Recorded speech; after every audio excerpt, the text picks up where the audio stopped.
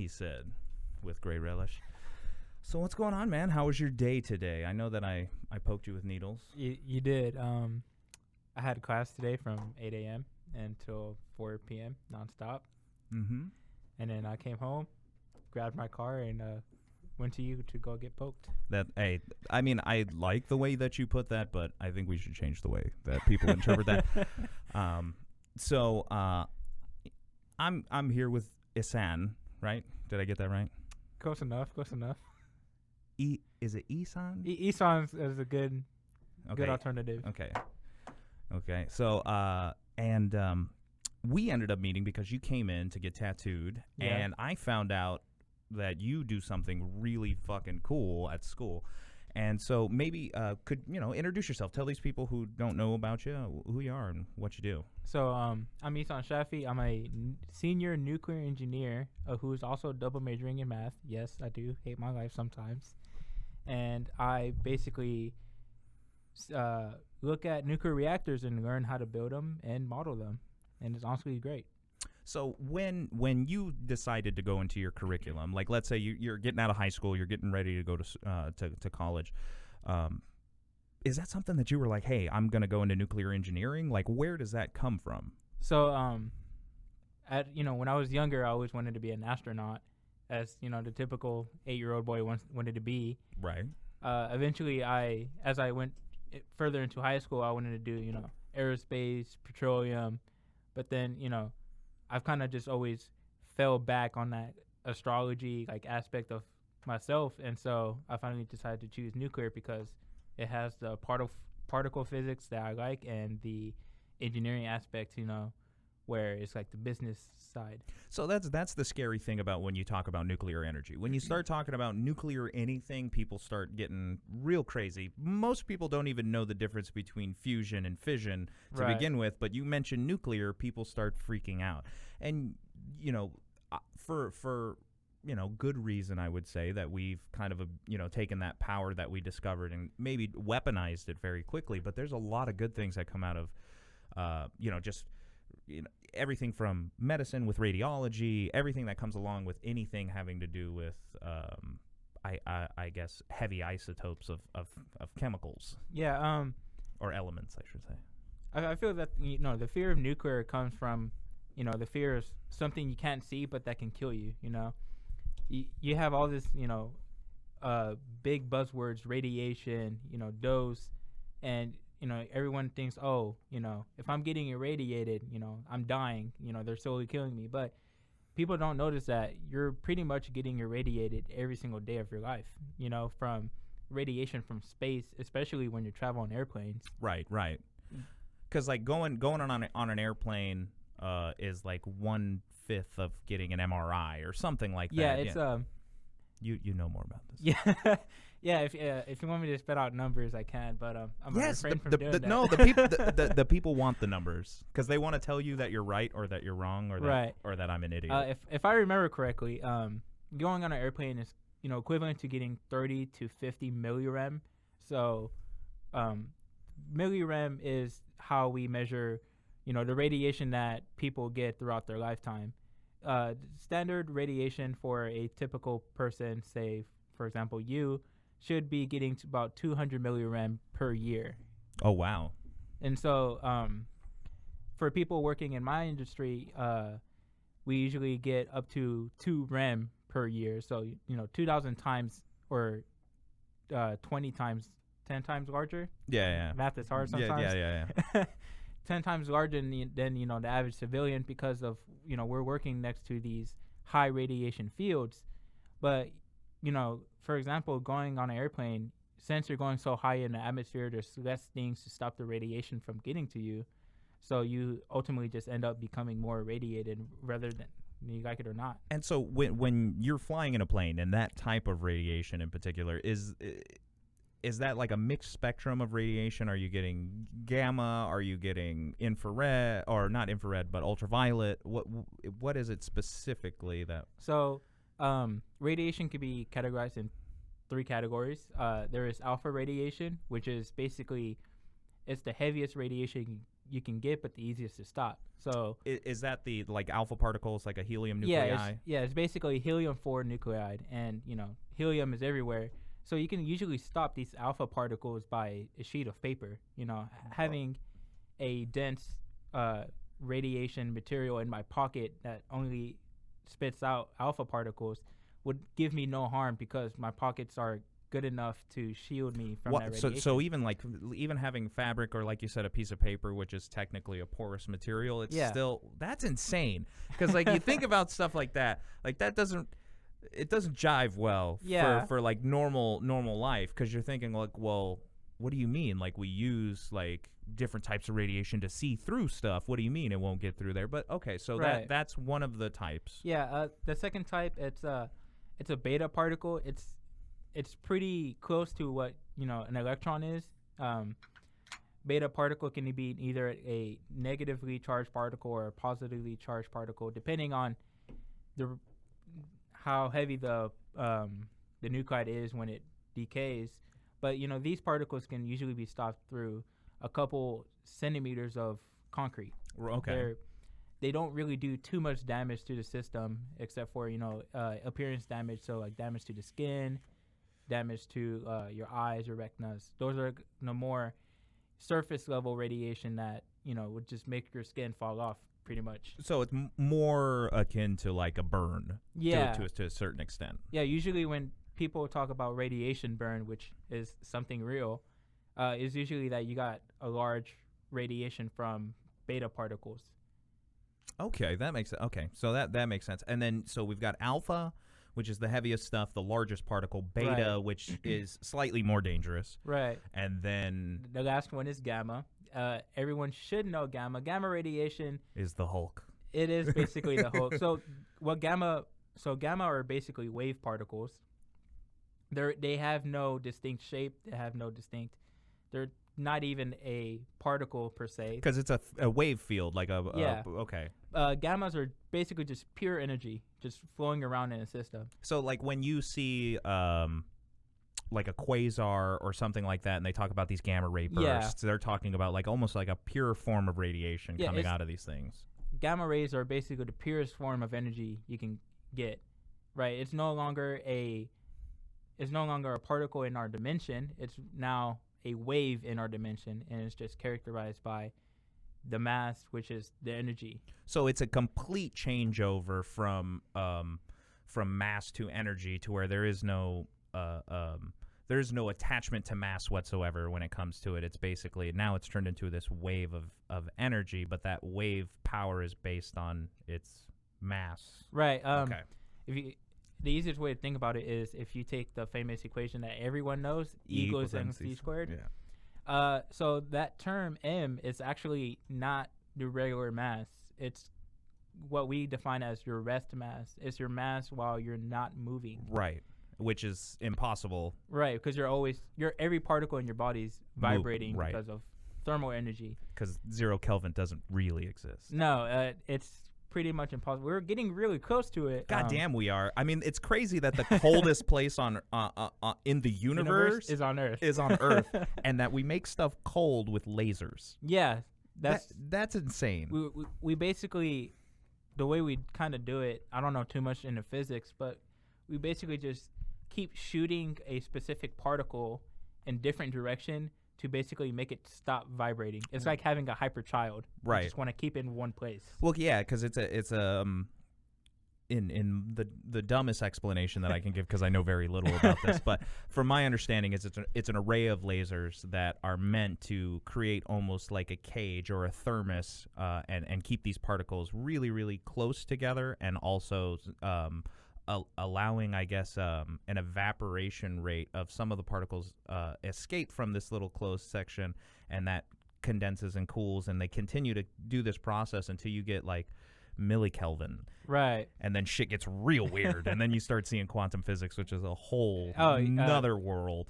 We could spend days on that. Yeah, well, that's the scary thing about, we start on the topic of nuclear physics, understanding, these different types of radiation, and then you can slowly tangent off because you realize that everything is so interconnected once you start talking about physics in general, and then the interplay of chemistry, that it's all this big web, and that all of these things interact. And then you get quantum physics, which doesn't play by anybody's fucking rules. It's basically everything is possible in quantum physics. Right. Quantum tunneling, Yeah. all of the things. So when we're talking about, let's say, in your application of study and your research and what you're trying to do, you're looking at what type of radiation? Like we had A, B, and C, right? These alpha, beta, and then gamma particles, or gamma wave. Same thing. The thing. Yeah. What is it that? Well, maybe we should start at the beginning. Can you explain what a nuclear reactor does? So, going from the smallest scale, we're basically taking a single atom, and these atoms always wants to become heavier, or they always want to become lighter, depending on the situation they're in. It just so happens that we found a specific isotope of uranium that really likes to take in a neutron and then say, oh, wait, that's too much mass for me, and then splits off into two different particles.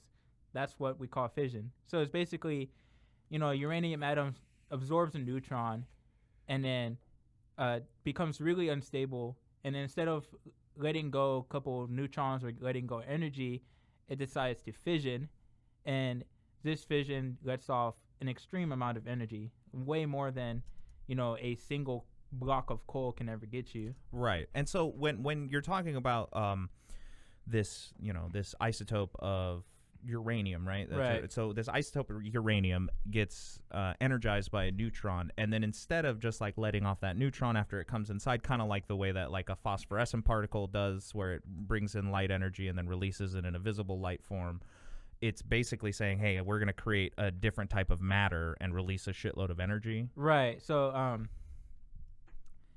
usually we characterize like what it usually splits off into with the fission product graph, and if you ever look it up, it has two large humps, and then these humps are the probability of creating this certain isotope in the periodic table.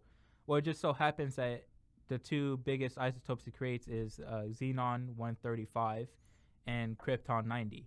Okay. And so basically this uranium decides it's, rather than sending off one neutron, it is more favorable to just split into two different atoms and let go several neutrons, as well as some mass of energy. And that mass of energy is what nuclear reactors are designed to grab and use as a utility, right? Right. Like, so they're taking that extra energy, which ends up being heat energy, right? And then it runs kind of like a similar steam turbine, like we see in coal and basically it this energy hits your water molecule, because most reactors use water to grab the heat energy, heats up your water, and then we turn that water and steam and create mechanical Is there energy. other reactors that don't use water? Yes, there's actually a lot of different types. Is there a liquid metal reactor? Yes, which liquid sodium or something like it that? uses molten sodium, or in some cases the Russians uses cesium, lead bismuth. That's okay, because it lowers the melting point, right? When you mix it with bismuth, is that what it is? Yeah, it lowers the melting point, but then it has a higher thermal conductivity. Yeah. Okay. Yeah, all these little specific things, but same process, but slightly more efficient because they're using a metal to transfer the heat. Yeah, because in regular reactors, when we use water, the fuel that we use is a ceramic, right? And if you ever heat up a plate or something, it really doesn't grab as much heat energy as it could. Right. So that's why we use liquid metal, because usually now our uranium, thorium, plutonium, whatever you want to use as fuel is now mixed in as a metal. And so it has a lot higher thermal conductivity, which means it can give off and upset more heat. So there's less like parasitic loss of that energy in the system, because you're trying to be more efficient with the heat transfer, basically. Right. Okay.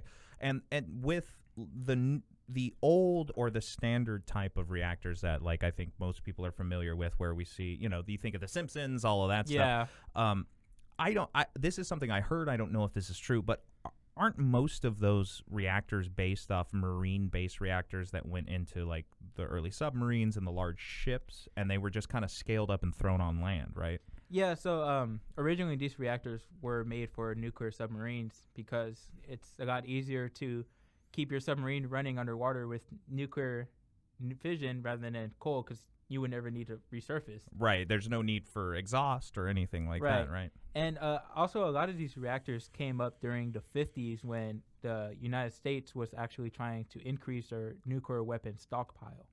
These reactors were specifically made to make these nuclear isotopes that are specifically for nuclear weapons. Weapons grade materials Right. and stuff. So it was like a dual purpose thing to where they would get some energy out of it, but really it was a refinery, less of a power plant. Right. It instead of prioritizing on making energy, it prioritized on making plutonium, which is what most people would think is a nuclear weapon. Yeah, but it's interesting because people think that these are really exotic things that were never close to anything like this. But I'm staring at my smoke detector right now, and I know that there's americium inside that, and that's radioactive, and that's one of the things. Really, most things in this world is radioactive. If you look at a banana, the potassium in the banana is radioactive. There will be a few isotopes of a specific type of potassium that'll be radioactive, right? Right. Right. Yeah. I mean, that's the crazier thing about this that. I think that nuclear anything has been so demonized over the past few years because of instances of catastrophe, or you can name it, Chernobyl, 3 Mile Island, Fukushima, all of these things. They put such a big scare into people when they. From my understanding, there was like a naturally running nuclear reactor in a certain area because there was a uranium mine that they were like, hey, there should be more uranium here, and they come to find out that there was an ongoing nuclear reaction going on in the bottom, and it was actually depleting this uranium. So it's like, it's not something that we discovered or created. It's like a natural process, but people get so scared by those trigger words like plutonium and nuclear weapons. And definitely, I think like what France and a lot of these countries have done, where they're taking their nuclear stockpiles and converting them into fuel and energy in a cleaner form, but moving away from the 1950s technology. Right. Now that's kind of like the area that you guys are in now, where you're trying to develop a safer, more efficient, kind of the Goldilocks situation of making the best out of this fuel source. Because we were just talking about this earlier, and for everything that we look at, it's the easiest way to put a new or a more abundant fuel source and that creates less waste without having to upgrade our infrastructure, because that's the main thing when we were talking about solar and wind and wave energy, is you have to have storage for it, whereas these things run and run and run and run and run. Right. So if you take the typical nuclear reactor that the United States have, we typically don't have to refuel the reactor for 18 months. So we continuously burn this uranium for 18 months, and then in the middle of it, putting depleted uranium that's have already been burnt into the reactor to, keep using, get as much as we can from these uranium atoms. And we don't have to completely refuel our reactors for 18 to 24 months. And so you're just getting continuous energy for a year and a half. And relative to the amount of power that you're producing, it's a small amount of material that goes into these things. Very right? little. It's I think it was 1,000 metric tons per reactor, and that is, you're going to be burning that for at least 2 years. And so compared to the amount of coal that you burned 2 years to get the same... 1,000 metric tons of coal, I think, is like probably like 4 or 5 hours at a coal plant or something like that, a major coal or power plant. I don't know, man. That's so crazy to me when I start thinking about the fact that we have, especially because they have, I think it's what's called a stage 4 reactor. A Gen 4. Gen 4 reactor, that we have the technology. There's a place up in Nebraska or something like that where they had one of these reactors that would use a mixed ox fuel so that they could take a portion of the nuclear waste and reburn it. And when you start looking at that and the levels of efficiency, it makes you wonder why a lot of this stuff isn't in place. Because now they have like gravity or electromagnetic fail-safes so things can't, melt down in such a crazy catastrophic fashion. Right. A lot of reactors are built to use something called natural convection, where if in the event that we have a loss of the cooling, the reactor will automatically cool itself down through natural process, and that's a lot of reactors are built like that to help create a safety in there, because we don't want to one more screw up and our industry can be gone. Well, but that's the thing that I don't understand is we've had catastrophic oil issues in the Gulf. We've had, massive wars over this particular commodity that we love to use so much. The amount of environmental impact, even with the nuclear disasters we have, it has to still be the number one thing that fucks up the planet. Has got to be our fossil fuel dependency. So when you start looking at this, we have to tiptoe and we can't have accidents, it's because, if I had to be honest, I would think that the fossil fuel industry is probably demonizing nuclear energy quite a bit. You know what I mean? Yeah, it's the media using particular buzzwords that they try to get fear into the public. They just spilled X amount of radiation into our ocean. If you look at it, the ocean's already being semi-irradiated from these natural isotopes living at the bottom of the sea. Right. And most of our uranium mining, for example, in Qatar, they're doing uranium mining right now in their ocean floors, because that's where they're getting abundance of uranium. See, and that's the thing about this power. I mean, because I think that the dream in the 50s and 60s was we were going to have nuclear batteries in every fucking vehicle, and we were going to have all of these things set up. It was going to be the atomic age. And I get it. Yeah, we probably don't want a bunch of nuclear material in the back of cars and stuff like that. Not. But I think, building a small, nuclear or fission reactors that you could that can power a neighborhood, and they take up like the size of a house or something like that. Like, and it's not like power just a neighborhood, but it's like thousands of homes or something crazy like that. It seems so much more efficient. I do have good news for you. That is currently what the entire community is working towards. We have something called the SMR. We love acronyms, by the way. All the engineers and science people love acronyms. You guys make up acronyms for everything. It's because we don't have time. We're already dead tired. We just texting language. Keep it short and sweet. Okay, makes sense. So you guys are the industry is kind of like the whole community around nuclear power is kind of looking at these smaller reactors. Yeah, it's called a small modular reactor, and it's made by NuScale, which is based in, I think, Washington State. And what these reactors are meant to do is they're meant to power a city at a time, but the city can contract them. They place it near the city, produce copious amounts of energy. And then whenever the contract is done, they pick up the reactor and move it somewhere else.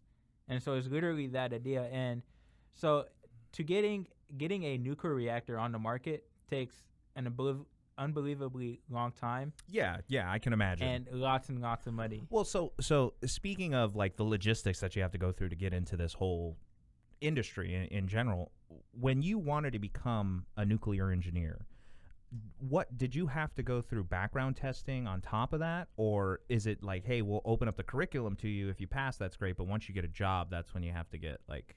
Yeah, it's a little bit more on the second side. You can be a nuclear engineer with whatever background you want, but once you start getting jobs, many jobs are going to require you to get a security clearance, top secret, and getting these security clearances take up to 300 days on average just to get. So you're waiting around for a year just to see if you get the job, not based on anything but your past merits. Right. Like, it's purely on whether the government thinks they can trust you enough to work in this industry. So because there's no fully privatized nuclear companies without like there's some kind of government oversight no matter what you're doing.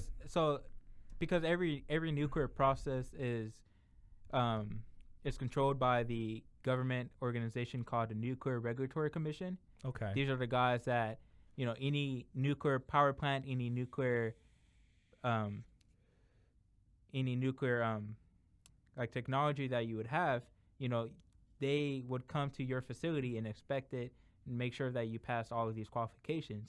So compared to oil, we have a lot more oversight from the government to make sure that we follow these regulations. Which, I mean, I can understand, of course, because of, inherent dangers. But I would think that if the past behavior of certain companies in the fossil fuel industry, you would think they probably need a little bit more oversight. But you guys don't have a lot of lobbyists in Washington. No, not at all. See, and that's the thing that I think you guys get fucked on a lot, because for me, this is the biggest promise to like cleaning up our energy source, and doing it in a responsible way. I'm not saying that we have to get completely away from renewable energy or anything that, but this is such a wonderful way to supplement the power that we'll lose if we turn away from fossil fuels. Right. I mean, I'm totally advocating for solar panels for, putting energy in your homes, right? Because, solar panels are small enough and they're great enough to do that. But for, running your corporate offices, running your test labs, running anything that requires large amount of energy, why not a nuclear reactor where, one of them can supply enough power for half the state of Texas? Yeah, and that's the crazy thing about, you're talking about such a small footprint of space, acreage that we need to produce this massive amount of power. And I get that there are so many concerns about what do we do with the waste and how do we make sure that everything stays clean. If it's not next to an ocean or a place where there's going to be earthquakes or tornadoes or things that are going to damage the structure, it seems like a pretty safe bet. Right. Most of the time to put something in place like this. Yeah, our current plan is to try to store it into the mountains, right? Because having it high in the atmosphere, prevents it from getting too much into the soil and, spreading around. But also, a lot of our storage is held on site with the nuclear reactor. Right. Those facilities are built to hold a couple of decades worth of nuclear waste. And what we essentially do with that nuclear waste is just let it cool off, right? It's too radioactive hot and, temperature hot. So we just let it cool off for, 10, 20 years. Is that like the secondary pools that they have in the facilities where they put everything underwater and they're like, hey, don't touch this shit. And then eventually that stuff gets to like an exterior storage facility, and then it gets trucked off to like a salt mine or something like that. By the way, the coolest job you can ever have is being one of those divers that goes into the pool to check whether the equipment is safe. You said coolest job? Coolest job. You mean fucking craziest job? So, my brother was a working welder and was with a union. Now he's an instructor at UTI, and he builds race cars with students and stuff. But when he was part of a union, he had a couple of welders who had to work in nuclear reactors. They get paid 8 hours for 15 minutes of work because they could only be inside the reactor working. They have to shut everything down, all of the stuff. They're dressed up in this crazy clothing and stuff like that. I don't know if I want to dive into a pool full of a bunch of radioactive stuff. I mean, but the water protects you to a certain extent. Is that the thing? It's not regular water. It's called a borated water. So this water is contains a lot of boron, right? And boron is a really good neutron absorber. It sucks those puppies up. So it's a nuclear poison. It's nuclear poison. So, this borated water basically is the entirety of your pool. And so these radiation that it's giving off, it's not even getting past 2 centimeters. So you really have to like sit there and touch shit and to really mess yourself up.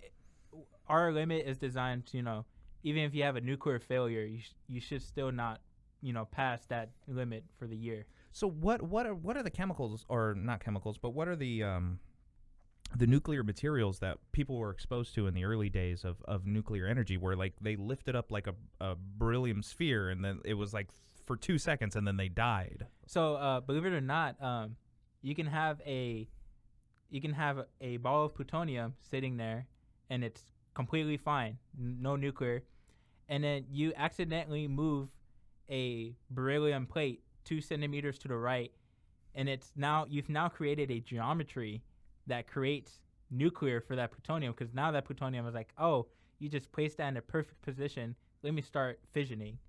So it's just the proximity and geometry of another material that'll cause this thing. Right, because wow, what? so so to go into it a little bit more, plutonium is naturally decaying, but it's very slow. It's giving off very low amounts of neutrons, almost undetectable. Is that what half-life is? Or Yeah, what they that's talk about? half-life, radioisotopes. Basically, they're slowly decaying. And so if you move its beryllium plate to this certain position, right, if you look at the system as a whole, you've now created this certain geometry. And now this geometry is bouncing these neutrons back to your plutonium, and the plutonium is like, oh, hey, there's more neutrons. Let me grab it. And then he's like, oh, I am no longer stable. Let me fission. And it releases more neutrons. And that's how it's just A chaining. feedback system. Right. So it's literally, this material, this beryllium, was absorbing all of these neutrons and blocking them from going back, and you just opened up this pocket just enough for it to start this. Right. It's like a microphone feeding back through a speaker. It just keeps getting louder and louder and louder. Yeah, more and more neutrons. If you stacked plutonium ingots on top of each other, you can make your own nuclear fissioning, your nuclear reactor right there. It's crazy because basically the equations for fissioning matters on how it is in space, right? So it has a geometry aspect to it, and so if you change the geometry to a radioisotope that can fission, then you're basically changing the equation, and maybe that change basically solves that equation. So that makes sense because it's not a chemical reaction that's happening, No. right? Because it's literally a physical interaction between particles. So it would make sense that geometry is what would set it off. That Right. now it makes a little bit more sense because you would think oh, you moved something. Why the fuck am I dying now? But because there was that whole thing where this guy, he basically lifted up this half beryllium sphere, and there was nuclear material underneath it, and he just moved it for. I mean, it must have been like 3 or 4 seconds, and then all of a sudden, 2 days later, the guy was dead. I mean, that's I think the scary thing about this the materials is that we just we have all of these horrible accidents that happen on the early end of nuclear, research. You think of the couple, the female scientist and the male scientist who started messing with radiology early on. Oh yeah, that was Marie Curie. Madame Curie and her husband. Yeah. So with them, we still know about them. We're taught about these people. We're taught about the catastrophes and the fact that it was weaponized. But for the past 30 years, we haven't heard anything new about what's going on with nuclear anything. Yeah, it's kind of like we kind of want to keep to ourselves because you don't want to talk too much outside of it because you don't know how the public's going to take it. Well, thanks for taking the risk. I appreciate it. Yeah, I mean, if going back to the days, we didn't know what radiation was. So you would have these scientists who are standing on top of an active nuclear reactor, just all those old pictures where they're just like, yeah, they're just looking at it like, I guess it's working. And then they would go to the Nobel Peace Prize conference or, a conference missing, half their fingers because they had to chop it off because of all the radiation they got. But, now since we have such a deep understanding of radiation and we can actively detect it. We know how to shield it. We know how to simulate, all these different types of accidents. We're getting better to the point where, we're not gonna have these accidents anymore unless it's large human error. Fukushima happened because Japan was not too knowledgeable yet on how to run a nuclear reactor, and so one of the scientists messed up really bad. And they basically created a hydrogen bomb in the reactor.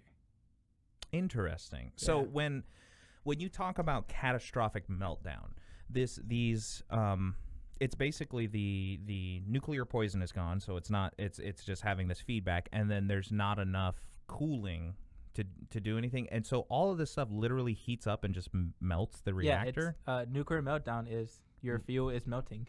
So this fuel, even when it's thousands of degrees and it's molten, it's still having this feedback reaction with neutrons and getting hotter and hotter. Is there a threshold for how hot this stuff can get? Because I've seen like little ingots of plutonium that are just glowing red all by themselves. They're just hanging out, just fucking hot.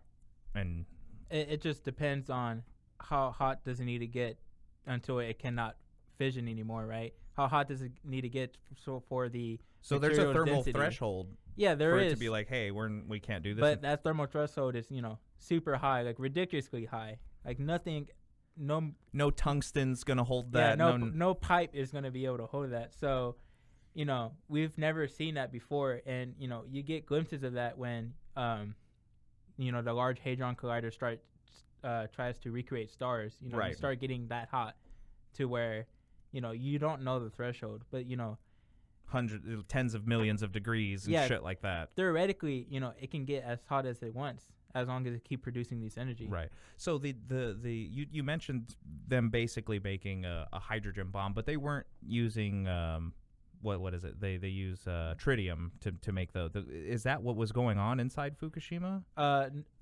don't think they were producing tritium, because tritium is more for nuclear weapons. Right. So basically, so our rods that contains the fuel, right? We use zirconium, and when zirconium gets really hot, it likes to strip the hydrogen from the water, right? And so now you have zirconium hydride, and you're left with this extra hydrogen atom. Well, this hydrogen atom can't bond with the oxygen anymore, and so it just floats in space. So you're talking about like more traditional hydrogen bomb, like filling up a balloon with hydrogen and it pops. Yeah. Okay. And that's exactly what ended up happening. Because I was thinking of like what they did off of the atoll, and they blew up the bomb, and they were like, oh, it's a lot bigger than we thought it was going to be. Tritium's crazy. Yeah. No. Tritium is a totally different thing. You need to get tritium by using lithium, right? So you just put a couple. You have to use a collider to make it or something like that, right? Actually, no. You can use a nuclear reactor. Funny enough, my senior design project is creating enough tritium for the Navy. Interesting.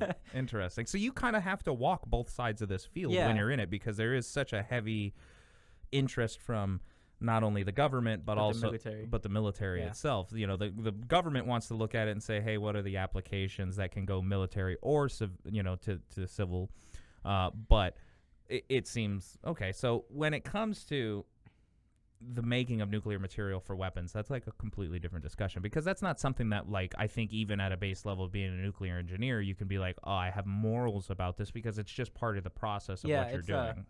You learn it inherently, you learn that, if you shoot a neutron at a lithium, you get tritium, and tritium is just really good for making nuclear weapons. So you just inherently know that, and, you learn all these equations, and you can just apply these equations to the tritium process and, create your nuclear weapons from that. So when it comes down to, what a nuclear weapon does, it's just like a fast rate of fission? Like right. It's the simplest way to put it is we start a nuclear process and we just let it go. We just let all the energy just build up in a tiny ball, and then as soon as it hits the ground, it releases all of this built up energy and disperses everywhere. And that's basically a nuclear bomb is, hey, let's fission until we can't, and then drop it on someone. So basically that thing is going through fission while it's falling through the air. Right. Okay, so it's not like this process like a regular bomb where it hits the ground and that causes the reaction. This is like that's the release of all of the energy and the reaction that's already happened. Yeah, the bombs that we dropped on Hiroshima and Nagasaki, the first bomb that was dropped on Hiroshima was basically we had a annular cylinder, so a cylinder that was missing its middle, and that was filled with nuclear isotopes. And as it's dropping from the ground, it would shoot the missing part of the cylinder, completing the geometry, and now you have a unstable nuclear fission reaction that just goes wild. And then as soon as it hits the ground, it has built up enough energy to decimate the land around it. Interesting. So it's basically using this nuclear process to turn all of this matter into energy, right, as quickly as possible, and have or release of that energy as quickly as possible. Right. Yeah. Because it's only a small amount of that nuclear material that actually becomes the energy that the bomb. Yeah, is. because the nuclear fission happens really, really fast, right? But you can only fission as fast as you have neutrons, right? So we usually just try to get as many neutrons produced as possible in the system, and then that's how we create our nuclear fissions. Interesting. Okay, so you had mentioned CERN earlier. Right. Now I know CERN does a bunch of shit. They do a lot of things. They do a lot of crazy stuff. Everything from trying to help us understand particle field theory and the Higgs boson, and now they're trying to figure out if gravitrons are real and all of this other stuff. What do they add to nuclear science? Like when you start looking at what they're doing, is it more on the fusion side of what they're doing and less of the fission? I think we should probably explain that as well. Yeah. So fission is the splitting of one atom into two atoms, and fusion is getting a lighter atom, usually hydrogen, and combining that into helium. And if you add the masses together, they don't add up, and so that missing part in the mass is actually just the pure energy that comes out. And so that's what fusion is. But fusion, you have to put a lot of energy into the system in order to fuse your atoms to get it started. That's why like the tokamaks and all of those fusion reactors are so far off. Right. Yeah. I mean, I know that there are a couple of places China says that they're getting close, but how can you believe China? Yeah. Number one. And the other side of it is it seems to be so difficult because you have to not only put in so much energy to get the actual fusion started, but you have to have a massive amount of energy to control the plasma field. Yeah. So it's just like these giant electromagnets that are trying to like condense this field. So you're pumping energy into it before you've even started the reaction. Right. Which seems like, you basically pull rods out and it starts the reaction for you guys. Very little. There's almost no energy pretty much goes into it. Basically none, because the way we construct our reactors is that, if we didn't have these poisons in place, it would automatically start producing these energy, right? It would automatically start fissioning. And, with fusion, you're going to have to put in equally the amount of energy you're getting out in order to have these reactions. So right now, I would say we're still at least 100 years off from having a commercial fusion reactor. Yeah. I mean, because basically we're building stars. Like, right. That's what it is. Yeah, because, stars are just hydrogen and helium until they start decaying, and then when you get iron, gold, and then boom, and then some kind of large explosion. But that's the thing about, I think a lot of those two things get conflated. People don't even know the difference between fusion and fission. Right. The idea of us trying to lean on two different types of nuclear energy is a little odd. It's a lot like as if electric cars and gasoline cars, even though electric cars are powered by fossil fuels, right? Them kind of charging forward at the same time, because there's so much more of a loop over here to get that energy to the car, whereas like you put the gas in the car and you go. Yeah. So that's kind of like, I guess, a good analogy is if you look at it as like this, the power system over here, you have to put power into this system to get it into a usable state, whereas over here it's pretty much put the fuel in and let's go. Yeah. Okay. So when you're getting into trying to understand like the finer details, how do you guys start planning out these big equations? How do you start figuring out like, hey, before we start making stuff, how much of the research goes into, I'm sure a lot of the work has already been done. Like right. There's so much work that, but like, obviously you guys are trying to build on top of these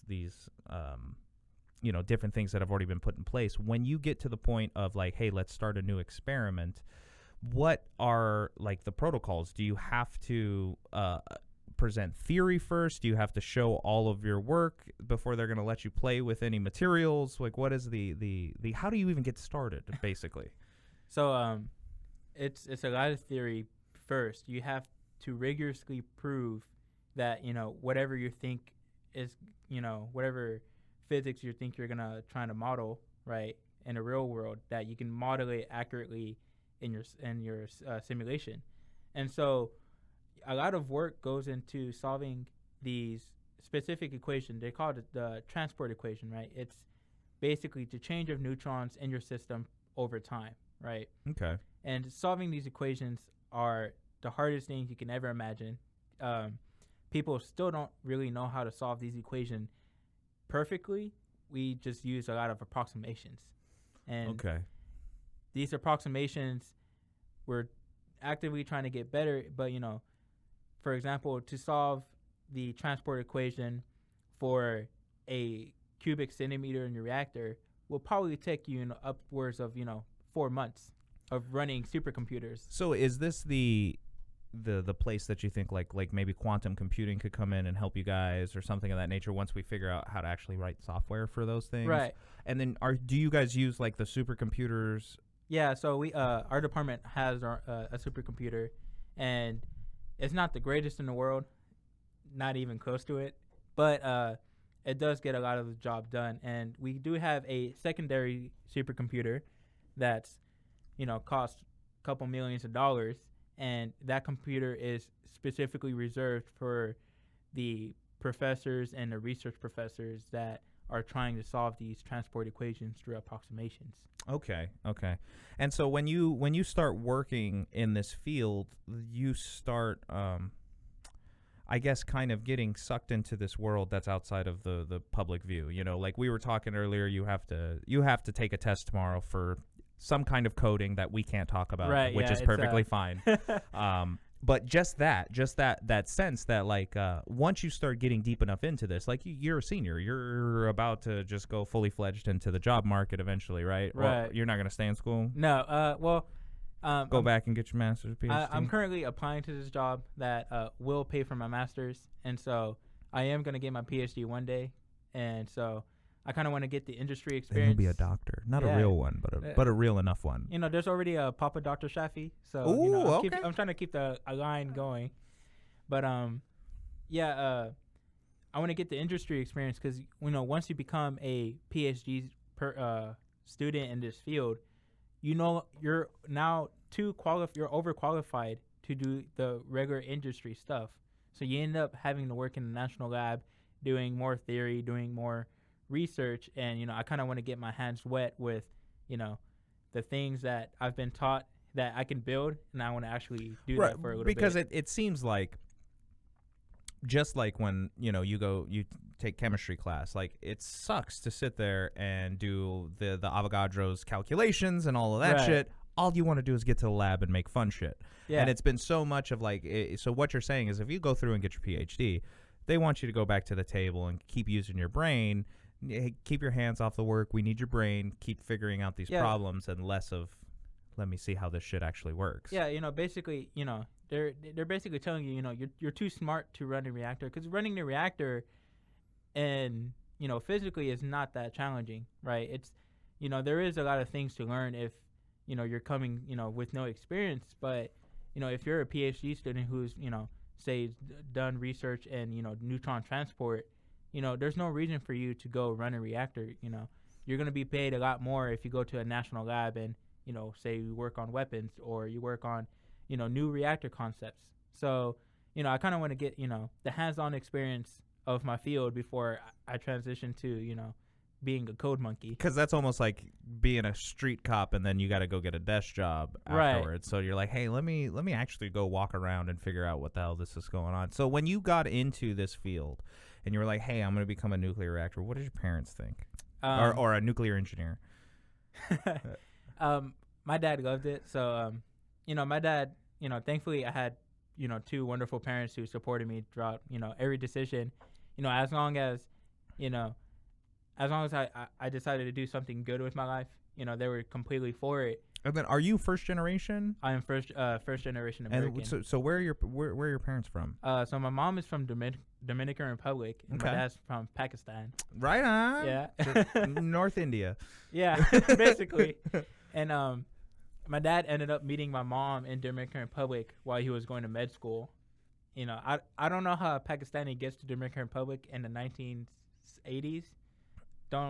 I don't know, man, because apparently it was on and popping in Iran in the 1960s. Yeah, so it's like it just depends. It's the weird. I mean, the interesting thing about like just how the world changes is, algebra it comes from the Islamic world. Like it's a fucking Islamic word.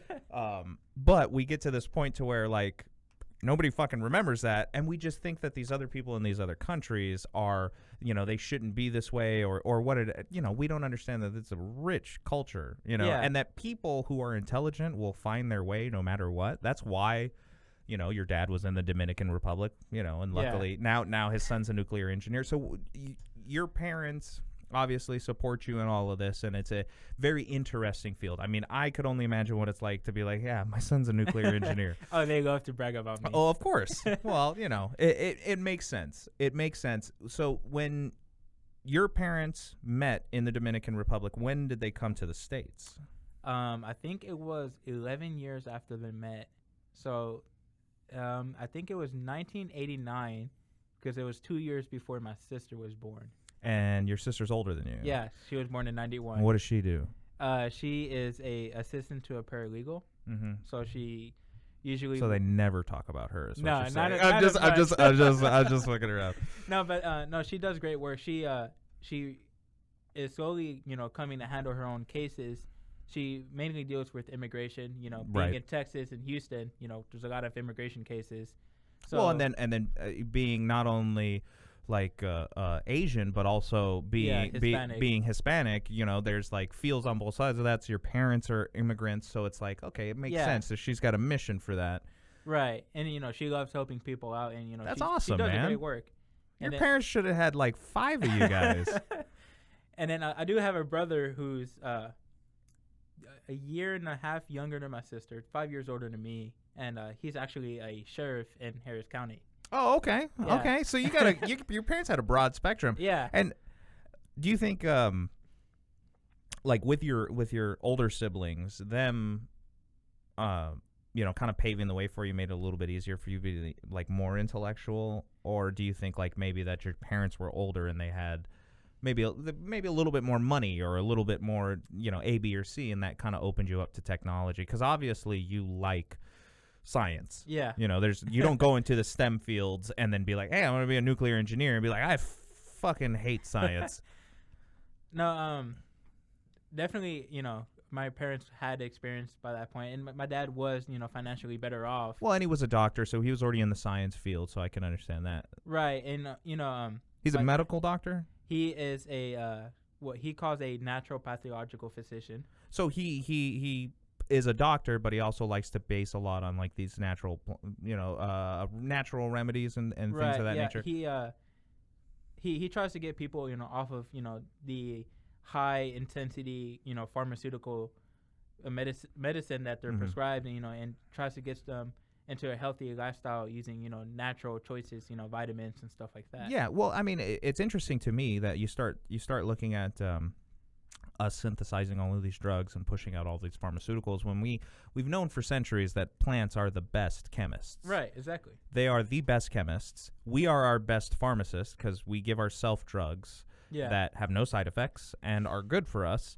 But we tend to lean on this dopamine loop because that's what it seems like the opiate epidemic comes from. And I even got sucked into that. I got a pretty bad back injury, was put on these drugs, and come to find out that because I was going through workman's comp at the time, the kind of prescriptions that they were giving me were on the same level as like hospice patients and cancer patients. Like they not at all should I have been receiving the kind of drugs that I get. So getting off all of that, that's wonderful to hear that your dad is like on the inside of this industry and still pushing against the pharmaceutical companies because they have like such a strong stranglehold. They're like the oil and gas industry of the medical field. Yeah, 100%. Because they really like for years. Both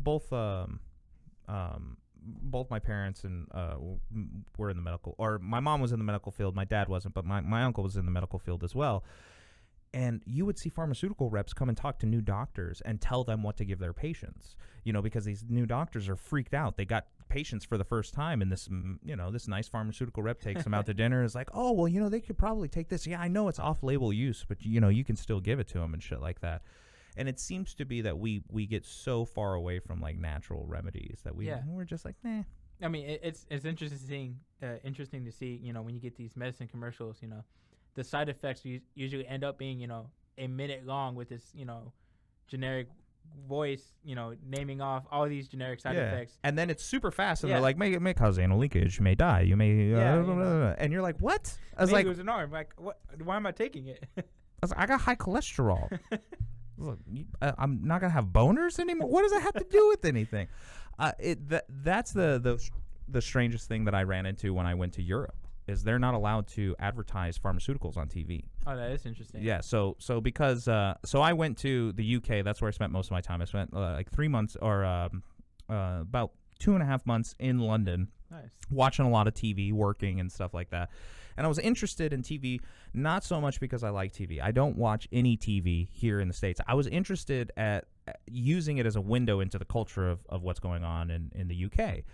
And I was watching TV, and I probably spent, maybe the first 3 or 4 days and not noticing anything. And then I turned to my friend who I was staying at their house. I was like, hey, you guys don't have any like drug commercials? He goes, what do you mean drug commercials? Drugs aren't legal here. I was like, no, pharmaceutical commercials. He's like, where, in the States you have antidepressant commercials that are being placed during daytime TV because they know stay-at-home moms are the perfect people to give, anti-anxiety and depression medication to. And they're like, no, they're not allowed to do that here. It's illegal. I was like, it's illegal to tell people about their drugs? And then I started thinking about it. Well, they give you all the symptoms. So you can go to your doctor and be front-loaded with the symptoms that you need to get the drugs that you think that you need to survive. And, right. For me, looking at their whole medical system, the fact that they have NHS, they have, socialized healthcare. They still have a privatized system. But even with that, the entire government will bid on pharmaceuticals. So, like, they have a set standard price to where they can't just raise and lower their prices wherever they want like they can here. They don't give them this big platform. And so it seems to be like they have a lot less of a problem. And they're much more strict on, like, narcotics going out there, right. All of these things. So hopefully we could learn something. I'm not saying we need socialized healthcare, but maybe we should stop advertising to people about, maybe, you don't need to die in order to take, some antidepressants, that would basically turn you into a zombie. Well, it's just like the idea that you're going to take some of these SSRIs, these serotonin reuptake inhibitors, and they say, okay, well, when you get on them, you might have suicidal thoughts. And then if you up your dosage, you might have suicidal thoughts. When you get off of them, you might have suicidal thoughts. Don't stop taking them or you'll have suicidal thoughts or tendencies. And I'm like, so this drug causes the problem that it's supposed to solve. I was like, you guys are fucking up. The brain is such a complex thing. It is. There's a new project that's been going on where they're trying to do like this big neural map of the entire human brain, and they're trying to say if we create this this virtual model of a brain, would it react and act like consciousness?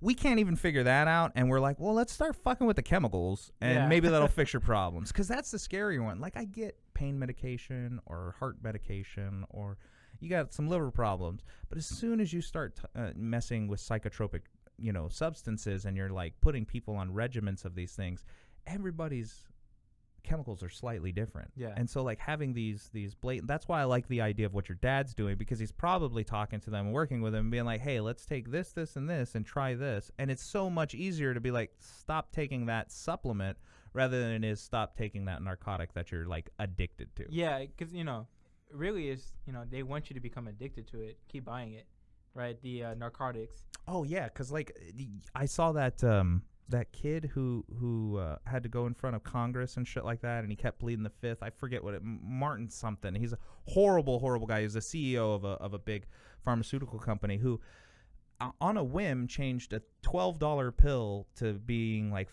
or $500 or some outrageous amount, and it's like an AIDS or a cancer drug, something of this nature. And you're like, how can you be that fucking evil? But money, man, people just want money. They're like, get them addicted. Same thing with cigarettes and all the other shit that's out there that's highly addictive.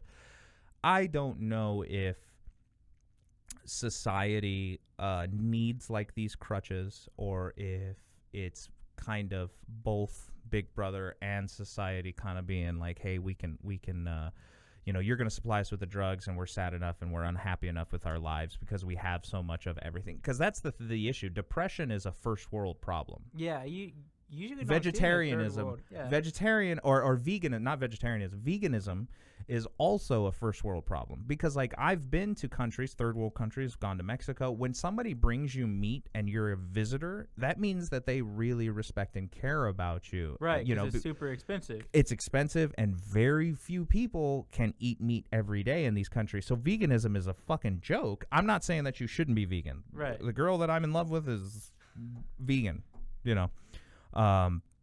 but it's we kind of conceptualize these problems and turn them into these big giant mountains out of molehills because we're like, oh, we have all of these issues, and instant gratification is such a thing that I think it starts turning in on us. So that's why I'm wondering if we fix our energy problem, if we go back and we're like, okay, now nobody has to worry about how and where their energy comes from because we have good nuclear systems, we have supplementation of clean renewable energy.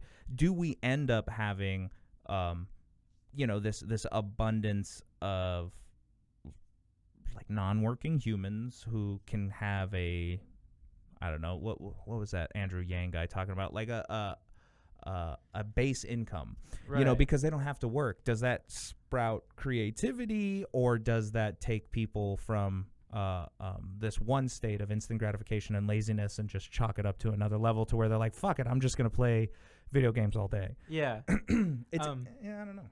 I mean, I definitely do feel like, in the nuclear industry, we do have both sides against us, Oil hates us because, we can produce, a lot of energy. Yeah, there you go. Get closer to the microphone. Yeah, I just noticed I was like slowly like getting further away. But, the oil industry really just doesn't like us because, we're the best competitors to them. Well, you make a better product. Exactly. Like, that's the, like, I have always liked the idea of nuclear energy because I at least looked into it. And I was like, okay, there's like, we have 3 big main incidences that we think about now. Chernobyl, 3 Mile Island, and Fukushima. Those are really it. And we're talking about, 70 years of this technology being out in the world. And thousands of reactors being built. And thousands of reactors. And that's a pretty decent track record. Granted that the catastrophes and accidents that come from the nuclear industry tend to be on a much bigger scale. I think that, like, you not only have the powers that be, the big, oil industry kind of hating on you guys, but there is also like the propaganda that's put out against you to kind of, and it is coming from them as well, but they're turning the public against nuclear energy. And, it doesn't help that, many people who believe in renewables, doesn't think that, nuclear energy is a safe, energy source, when people say renewable, your first thought says, oh, solar, wind, hydro, but, nuclear is, never talked about because it's neither oil or renewable, right? Right. Because, we do produce waste, but it doesn't go into the atmosphere, right? The large smoke that you see coming out of a cooling tower in a nuclear plant. It's just water vapor. It's water vapor, right. It's actually helping because, it's helping create rain. Yeah. So, we're getting pushback from both sides. And so, I was actually very surprised when I met someone outside of, when you're talking to me about nuclear for the first time. I was very surprised to see someone outside of the field who knew this much information about nuclear. Because, usually when you talk to someone outside the field, you say, oh, I'm a nuclear engineer. The first thought that comes in their mind is like, oh, so you make bombs. You right? you blow shit up. Yeah, you blow shit up. I'm like, not exactly. You'd be at New Mexico State University if you were blowing shit up. I've gone out there. They blow up. Oh yeah, all kinds of stuff. You always hear about Los Alamos Lab and in the movies and TV shows. They're a real place. They actually love A&M. They love New Mexico. So if you ever want to work at nuclear weapons site, Los Alamos is the place to go. That's the place to go. Yeah. The thing that I think is so funny is when we look at the most technologically advanced things that we make, it's all the stuff we spend into space, right? Yeah. So it's all of these amazing, different devices, these measuring devices, these probes, satellites, all of these things that we send into space, especially a lot of the deep space stuff that we're sending out there. They tend to have what? both nuclear energy and solar power. Exactly, because because they work good in yeah, at nighttime you can run your fucking nuclear reactor. Yeah, and what was it that there was recently a satellite that just passed Pluto? Cassini, I think it is, yeah, or And Voyager, one of the two. Well, yeah, I'm not a space guy. I love it. I'm not good with names. If you run into any astrophysicists at school, let me know. Well, my professor is a space guy, so he could probably tell you all about this. Oh, may have to get your professor on the podcast. But that the only reason that satellite got that far is because it's running on nuclear power. Right. The only reason it can communicate with us. Yeah, because you don't need that much energy to send a satellite, to travel in space, because there's nothing pushing a satellite back. Right. It's vacuumed. So you just produce a little bit of energy here and there, and just get it slowly moving across. Well, slowly and with space units. Right. It's actually going super fucking fast. Super fucking fast. It's crazy. I try to start thinking about the amount of maths that you have to know when, especially large calculating computers, like back when we were first sending shit up into space. Yeah. The amount of information and the scale of speed and distance that you're dealing with is just, it's like trying to contemplate infinity for the first time. Yeah, you're just like, what the fuck? what is 12,000 miles an hour? What does that even mean? You know what I mean? We didn't even know what would happen to systems at 12,000 miles an hour. NASA began by just dropping these satellites on the ground just to see the impact of it, because that's the best way they can characterize 12,000 miles an hour. Right. Is that instant G stop, and they're like, oh, okay. Yeah, exactly. And that's why we had a lot of satellite failures. And if you look at it, we've had a ton of satellite failures. I remember in taking one of these courses, I learned about the time where we try to send a teacher up into space to give a lecture to her students in space, and surprise, surprise, NASA severely fucked up. And one of the foam plating that's on a satellite going so fast, it broke off, and the speed that the foam was going was able to penetrate the satellite and instantly blew up in the atmosphere. And sadly, the teacher did die. But, that's like the kind of physics that you would have to deal with satellites. See, and that's the crazy thing about like us wanting to go to Mars and us traveling into space and doing all of these things. It poses so many of these like huge fucking problems. We talked about nuclear batteries. Do you know how they work? No, I actually don't. I don't know a ton. I think it's like a bimetal reaction of heat that produces electricity. I don't know. If I can guess, it's probably these nuclear reactions are probably driving some sort of electron producer, maybe a conductance coil, and these conductance coils are just slowly heating up over time. And that's probably the best I can give you off the top of my head. Yeah. But I do suck at electrical engineering.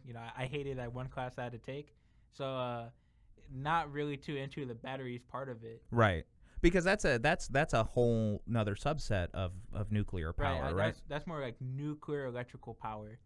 And because you guys are taking this is like a thermal based power source, right? When you're talking about nuclear reactors, and they're actually using, I think it is still thermal based or something, but it's using it to. There's no mechanical drive to create. You don't it. have to turn a turbine, right? Yeah. You get instant electrical energy. This is awesome, man.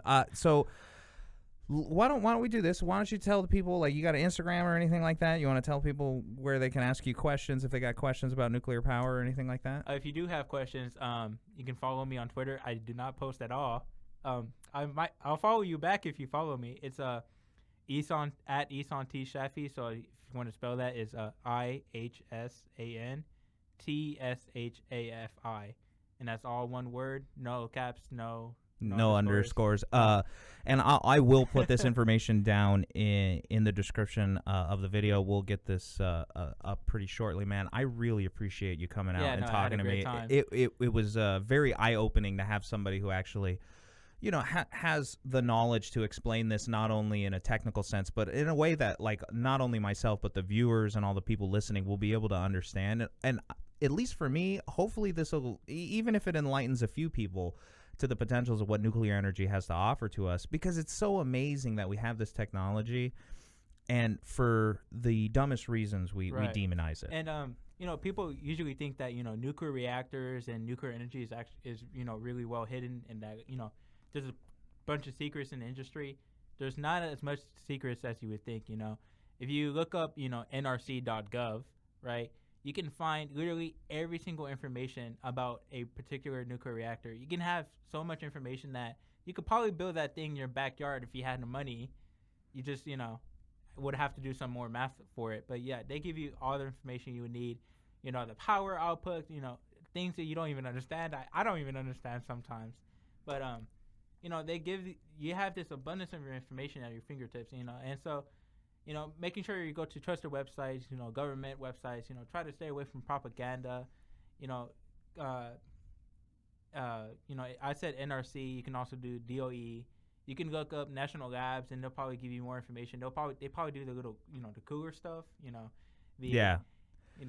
The weaponized stuff, yeah, the military applications, the highly theoretical stuff that goes over everyone's head except for the person doing it. Right. And so, but you can find an overabundance of information about nuclear, and so just a couple searches will teach you. I'll put links to these websites down. I'll have you send me those over, and then I'll put these links down in the description. And for me, this is a good opportunity to kind of look inside the mind of somebody who is, you're looking deep into the future just because of what your curriculum is. You kind of have to, because like you said, it's a slow moving process to get something that can even be a new type of reactor, let alone building a standard reactor that we already know how works. So I'm expecting big things. Hopefully. I'm looking to the future. Ihsan, Shafi, thank you so much, man. Thanks for having me. It was lovely. Guys, quick little announcement. We'll be pumping out a couple more of these. Let me know what you guys think about having somebody on who's a little bit more of an expert in their field, because I'd like to have a couple more people on. I have a biomedical engineer coming up soon. But other than that, man, thank you so much. This was a blast. Thanks for having me. It was a great time. Hell yeah.